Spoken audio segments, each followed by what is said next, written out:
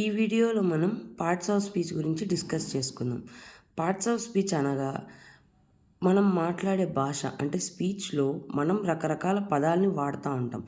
ఆ పదాలు ఎలాంటి రోల్ ప్లే చేస్తున్నాయి అనేది చెప్పడమే పార్ట్స్ ఆఫ్ స్పీచ్. సో ఇందులో మనకు మొత్తంగా 8 ఉంటాయి. Noun, pronoun, verb, adverb, adjective, preposition, conjunction, interjection. So ఈ 8 పార్ట్స్ ఆఫ్ స్పీచ్ ఉంటాయి. ఇందులో ఒక్కొక్క పార్ట్స్ ఆఫ్ స్పీచ్కి ఒక్కొక్క రోల్ అనేది ఉంటుంది. ఫస్ట్గా నౌన్ మనం అబ్జర్వ్ చేసామంటే noun is a word that names a person, place, thing or an idea. మనం సింపుల్ టర్మ్స్లో చెప్పాలి అంటే ఎనీ నేమ్ ఈజ్ నౌన్. ఏదైనా సరే నేమ్ గురించి మనం చెప్తున్నామంటే దాన్ని నౌన్ అని అంటాము. సో ఇక్కడ మీరు ఇంకొకటి ఏంటంటే nouns can be broadly classified into 2 categories: abstract, concrete. Abstract nouns అంటే ఏంటంటే మనకు 5 సెన్సెస్ ఉంటాయి కదా. ఏంటేంటివి? సైట్ చూడడం, హియర్ వినడం, టచ్ చేయడం, టేస్ట్ అండ్ స్మెల్. సో ఈ 5 సెన్సెస్తో ఎక్స్పీరియన్స్ చేయలేనివి అంటే మనం చూడలేనివి, వినలేనివి, టచ్ చేయలేనివి, టేస్ట్ చేయలేనివి, స్మెల్ చేయలేనివి, ఇవన్నిటినీ కూడా అబ్స్ట్రాక్ట్ నౌన్ అంటారు. ఎగ్జాంపుల్స్ వచ్చి కైండ్నెస్, ఆనెస్టీ, నాలెడ్జ్, పావర్టీ. వీటిని మనం ఈ 5 సెన్సెస్ని యూజ్ చేయలేం కదా, అలాంటి వాటిని అబ్స్ట్రాక్ట్ నౌన్స్ అంటారు. కాంక్రీట్ నౌన్స్ అంటే ఈ 5 సెన్సెస్ ద్వారా మనం ఎక్స్పీరియన్స్ చేయగలిగే. ఎగ్జాంపుల్లో టేబుల్ ఇచ్చారు, మనం చూడొచ్చు, విచ్ ఈస్ హియర్ ఉంటుంది, సైట్ ఉంటుంది. నెక్స్ట్ మనం టచ్ చేయొచ్చు, సో టచ్. ఇలా సెన్సెస్ ఉంటాయి. ఇక్కడ ఇచ్చిన ఎగ్జాంపుల్స్. సో కాంక్రీట్ అంటే సెన్సెస్ ద్వారా ఎక్స్పీరియన్స్ చేయగలిగేవి, అబ్స్ట్రాక్ట్ అంటే ఎక్స్పీరియన్స్ చేయలేనివి. ఇవి మాత్రమే కాకుండా మన కాంక్రీట్ నౌన్స్లో కేటగిరీస్ ఉన్నాయి, సబ్ టైప్స్ ఉన్నాయి.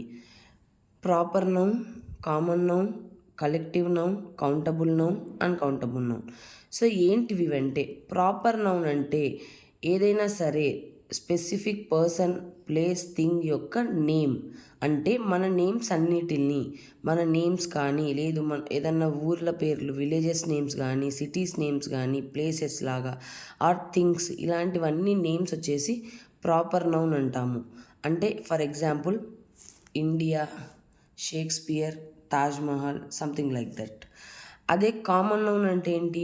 Class or category of people. అంటే ఒక గ్రూప్ ఆఫ్ పీపుల్కి మనం కామన్గా పిలుచుకునే పేరు. ఇప్పుడు ఇండియా అని చెప్పాము ప్రాపర్గా, కానీ ఇదే నేను ఇండియన్ కంట్రీ అని చెప్పచ్చు కామన్గా చెప్పాలంటే. సేమ్ షేక్స్పియర్ అని కామన్గా చెప్పాలంటే ఆయన ఒక రైటర్. తాజ్మహల్ కామన్గా చెప్పాలంటే మాన్యుమెంట్. సో స్పెసిఫిక్గా చెప్తే మీకు వచ్చేసి ప్రాపర్ నౌన్ అవుతుంది, కామన్గా చెప్తే కామన్ నౌన్ అవుతుంది. కలెక్టివ్ అంటే names of groups or collections. Team, flock, committee. ఇప్పుడు టీమ్ అంటే ఏంటి? ప్లేయర్స్ అందరూ ఉండేదాన్ని టీమ్ అంటారు. ఇవే కాకుండా మనం ఏం చేయొచ్చు? Class room. ఎలాగా? స్టూడెంట్స్ అందరూ ఉంటే క్లాస్, సోల్జర్స్ అందరూ ఉంటే ఆర్మీ. సో ఇలా ఒక గ్రూప్ ఆఫ్ పీపుల్ అందరినీ కలిపి ఉంటే దానికి ఒక నేమ్ని మనం ఇచ్చామంటే అది కలెక్టివ్ నౌన్. నెక్స్ట్ కౌంటబుల్ అంటే ఏంటి? కౌంట్ చేయడానికి వీలుండేవి, లైక్ చైర్, పెన్సిల్, మనం కౌంట్ చేయొచ్చు. అన్కౌంటబుల్ నౌన్ అంటే కౌంట్ చేయలేనివి. అంటే ఇప్పుడు వాటర్ ఇచ్చారు, మనం వాటర్ని కౌంట్ చేయలేము కదా. అగైన్ కౌంట్ చేయడం అంటే ఇండివిజువల్గా కౌంట్ చేయగలగడం, అలా కౌంట్ చేయలేకపోవడాన్ని అన్కౌంటబుల్ అంటారు. ఇదే కాకుండా నౌన్స్లో ఇంకొక విషయం మనం చూడాల్సింది ఏంటంటే జెరండ్ అని ఉంది. జెరండ్ అంటే ఏంటంటే ఇది స్ట్రక్చర్ V1+ing ఫామ్లో ఉంటుంది. మామూలుగా మనకు V1+ing అంటే వర్బ్ అంటాము, కరెక్టే. కానీ ఇది వర్బ్ అయినప్పటికీ నౌన్ లాగా యాక్ట్ చేస్తుంది. ఎలాంటి సిచ్యువేషన్స్లో అంటే మీరు ఏదైనా సరే హాబీగా చెప్తున్నప్పుడు, swimming is my favourite hobby. ఇందులో స్విమ్మింగ్ అనేది వర్బ్ కాదు, noun. Same she enjoys reading before going to bed. ఇక్కడ రీడింగ్ అనేది నౌన్, వర్బ్ కాదు.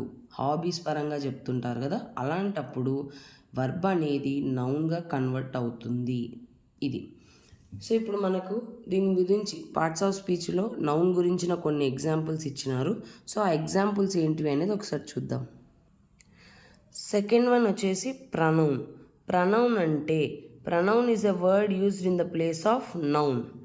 అంటే నౌన్ ప్లేస్లో instead of noun we can use pronoun. Noun ప్లేస్లో రీప్లేస్ చేసి వాడే పదాలని ప్రనౌన్ అని చెప్పి అంటారు. సో వాటికి ఎగ్జాంపుల్సే I, you, he, she, it, we, they, mine, yours, his, hers, ours. ఇక్కడ ఉండే ఎగ్జాంపుల్స్ అన్నీ కూడా ప్రనౌన్సే అవుతాయి.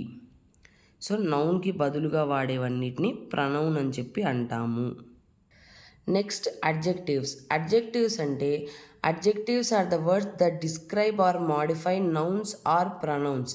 అనగా నౌన్లను కానీ ప్రనౌన్లను కానీ మాడిఫై, సింపుల్ టర్మ్స్లో చెప్పాలంటే నీకు నౌన్ గురించి ఆర్ ప్రనౌన్ గురించిన ఇన్ఫర్మేషన్ ఇస్తూ ఉంటే, ఇన్ఫర్మేషన్ అంటే ఒపీనియన్ కానీ size, age, shape, colour, origin, material, purpose, వీటిలో ఏ ఒక్క ఇన్ఫర్మేషన్ అయినా సరే మనకి ఇస్తూ ఉంటే వాటిని మనం అడ్జెక్టివ్స్ అంటారు.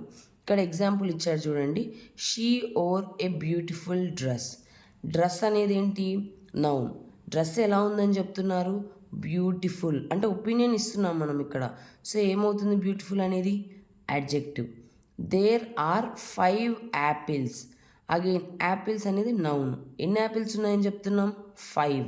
సో 5 అనేది adjective. I chose the red car. Car అనేది నౌన్. ఎలా ఉంది ఆ కార్ అని చెప్తున్నాం? రెడ్ కలర్లో ఉందని, కలర్ గురించి మాట్లాడుతున్నాం. సో రెడ్ అనేది ఏమవుతుంది? అడ్జెక్టివ్. ఈ రకంగా ఉంటాయి. అనగా నౌన్స్ గురించిన ఇన్ఫర్మేషన్ ఇస్తుంటే వాటిల్ని అడ్జెక్టివ్స్ అంటారు. ప్రనౌన్స్ అన్నా నథింగ్ బట్ నౌన్సే కాబట్టి వాటిలో ఈ నౌన్ కానీ ప్రనౌన్ గురించి కానీ ఇన్ఫర్మేషన్ ఇస్తే అది అడ్జెక్టివ్ అవుతుంది. కింద ఉండే ఎగ్జాంపుల్స్ చూసామంటే the beautiful garden was filled with vibrant flowers. Garden అనేది నౌన్. గార్డెన్ ఎలా ఉందంటున్నాం? బ్యూటిఫుల్. ఒపీనియన్ ఇస్తున్నాం. సో బ్యూటిఫుల్ అనేది ఏమవుతుంది? యాడ్జెక్టివ్. Vibrant flowers. ఫ్లవర్స్ అనేవి ఏమవుతాయి? నౌన్. ఫ్లవర్స్ ఎట్లున్నాయని చెప్తున్నాం? వైబ్రెంట్. సో వైబ్రెంట్ అనేది adjective. She wore a red dress and carried a small bag. Dress అనేది ఇక్కడ నౌన్. ఆ డ్రెస్ కలర్ ఏం చెప్తున్నాం? రెడ్. సో రెడ్ అనేది యాడ్జెక్టివ్. బ్యాగ్ అనేది ఇక్కడ నౌన్. ఎలా ఉంది ఆ బ్యాగ్? స్మాల్. మనం ఇక్కడ సైజ్ గురించి మాట్లాడుతున్నాం. సో సైజ్ గురించి చెప్తున్నాం కాబట్టి ఇది స్మాల్ అనేది ఏమవుతుంది? యాడ్జెక్టివ్. ఈ రకంగా ఉంటాయి. థర్డ్ ఎగ్జాంపుల్ చూడండి. The tall building cost a long shadow on the street. Tall building. Building అనేది నౌన్. ఆ బిల్డింగ్ ఎలా ఉందని చెప్తున్నారు? టాల్. కాబట్టి టాల్ అనేది యాడ్జెక్టివ్. Long shadow. షాడో అనేది ఇక్కడ నౌన్. షాడో ఎలాగుందని చెప్తున్నాం? లాంగ్. కాబట్టి లాంగ్ అనేది యాడ్జెక్టివ్. ఈ ప్రకారంగా ఇక్కడ మిగతా క్వశ్చన్స్ కూడా ఒక్క నిమిషం మీరు ఛానల్లో వీడియో చూసేటప్పుడు పాజ్ చేసి వీడియోని చూడండి. మిగతా క్వశ్చన్స్కి మనం ఆల్రెడీ 3 క్వశ్చన్స్ డిస్కస్ చేసాం కదా. 4 నుంచి 10 వరకు ఉండే క్వశ్చన్స్ ట్రై చేయండి. ఇందులో ఎలాంటి అడ్జెక్టివ్స్ ఉన్నాయనేది రాసి కమెంట్స్లో చెప్పండి. నెక్స్ట్ మనకు ఉండేది వర్బ్. వర్బ్ అనగా యాక్షన్. వర్క్ గురించి చెప్తున్నా, యాక్షన్ ఏం పని చేస్తుంది, ఆ స్టేట్ ఆఫ్ బీయింగ్ వాటి గురించి చెప్తుంది అని అంటే వాటిల్ని వర్బ్ అని చెప్పి చెప్తాము.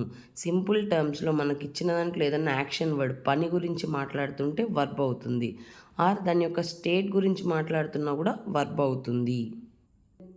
నెక్స్ట్ వన్ వచ్చేసి యాడ్వర్బ్. యాడ్వర్బ్ అంటే adverbs modify a verb, an adjective or another adverb.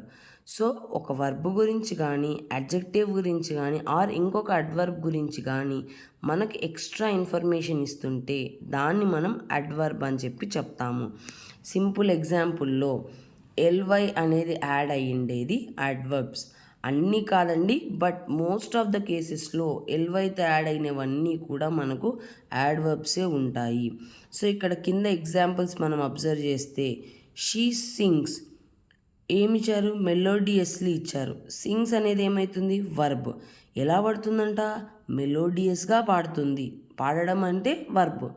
ఆ పాడే దాని గురించి ఎక్స్ట్రా ఇన్ఫర్మేషన్ ఇస్తుంది కాబట్టి మెలోడియస్లీ అనేది యాడ్వర్బ్. ఈ ప్రకారంగా రాయాల్సి ఉంటుంది. ఇందులో కూడా ఒకసారి మీరు ఉండే ఎగ్జాంపుల్స్ చూడండి. ఒక నిమిషం వీడియో పాజ్ చేసి ఏ క్వశ్చన్కి ఏ ఆన్సర్స్ వస్తాయి అనేది కమెంట్స్లో ఆన్సర్స్ అనేది మెన్షన్ చేయండి. నెక్స్ట్ ఉండేది ప్రిపోజిషన్. ప్రిపోజిషన్ అంటే preposition is a word that establishes a relationship between noun or a pronoun and another word or element in a sentence. Simple టర్మ్స్లో చెప్పాలంటే మీకు ఆ వర్డ్లో ఉన్నట్లే పొజిషన్ గురించి మాట్లాడేదాన్ని ప్రిపోజిషన్ అంటాము. ఆర్ ఎల్స్ ఒక నౌన్ అండ్ ఇంకొక వర్డ్, ఈ రెండు వర్డ్స్ మధ్యలో ఉండే రిలేషన్షిప్ గురించి డిస్కస్ చేస్తున్న దాన్ని ప్రిపోజిషన్స్ అంటాము.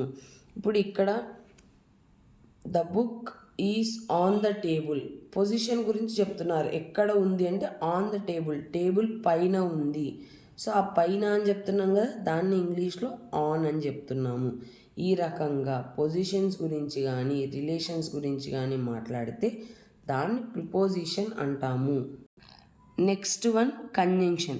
Conjunction is a word used to connect words, phrases, clauses or sentences helping to establish a logical relationship between them. So conjunctions అంటే ఏంటివంటే కనెక్టింగ్ వర్డ్స్, అనగా రెండు సెంటెన్సెస్ ఏమన్నా ఉండి ఆ రెండు సెంటెన్సెస్ని సింగిల్ సెంటెన్స్గా ఒకటే సెంటెన్స్గా చెప్పాలి అని అనుకున్నప్పుడు యూజ్ చేసే పదాలు. ఇక్కడ ఏమిచ్చారు? She is tall and strong. ఇప్పుడు నేను ఇదే సెంటెన్స్ని she is tall, she is strong అని చెప్పొచ్చు కదా. అంటే తను టాల్గా ఉంది, స్ట్రాంగ్గా ఉంది. నేను ఈ రెండింటిని కలిపి ఎట్లా చెప్తున్నా? తను టాల్గా మరియు స్ట్రాంగ్గా ఉంది అని చెప్తున్నా. ఆ మరియు అనేది అండ్. ఇలాగ ఏదైతే ఒకటే సెంటెన్స్గా కలపడానికి యూస్ చేసే వర్డ్స్ ఉంటాయో వాటిల్ని కంజంక్షన్స్ అంటాము. ఇక్కడ ఇచ్చారు కదా, ఇవన్నీ కంజంక్షన్సే. While, after, although, so, because, like ఇక్కడ ఏవేవైతే మెన్షన్ చేశారో మనకి ఇవన్నీ కూడా కంజంక్షన్సే అవుతాయి. అండ్ లాస్ట్ వన్ వచ్చేసి ఇంటర్జెక్షన్. ఇంటర్జెక్షన్ అనేది it is used to express sudden emotion or feeling. ఏదైనా ఒక సడన్ ఎమోషన్ని కానీ ఫీలింగ్ని కానీ ఎగ్జిబిట్ చేయడానికి యూస్ చేసేదే ఇంటర్జెక్షన్స్. మనం కనుక్కోవడానికి ఈజీ ఏంటంటే ఇంటర్జెక్షన్స్ అనేవి mostly either inverted exclamatory mark or comma, ఈ రెండు సింబల్స్తో ఎక్కువగా ఉంటాయి. మెజారిటీ మనకి ఎక్స్క్లమేటరీ మార్కే ఉంటుంది. సో మీకు వర్డ్ పక్కన ఎక్స్క్లమేటరీ మార్క్ కనిపించి అది అండర్లైన్ చేస్తే వితౌట్ ఎ డౌట్ మీరు దాన్ని ఇంటర్జెక్షన్గా పెట్టచ్చు.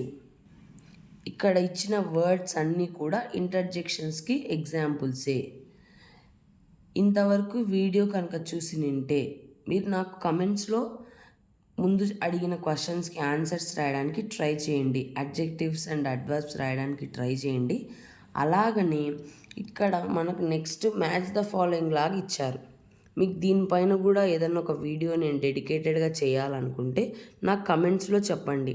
మనకి ఏదైతే టెక్స్ట్ బుక్లో ప్రాక్టీస్ క్వశ్చన్స్ ఉన్నాయో ఆ ఎక్సర్సైజెస్ అన్నీ ఒకసారి చేద్దాము, దాని మీద వీడియో చేయండి అని అడిగితే నేను ఒక డెడికేటెడ్గా వీటన్నిటి మీద ప్రతి క్వశ్చన్ని ఎక్స్ప్లెయిన్ చేస్తా, ఆన్సర్స్ చెప్పడానికి ట్రై చేస్తాను.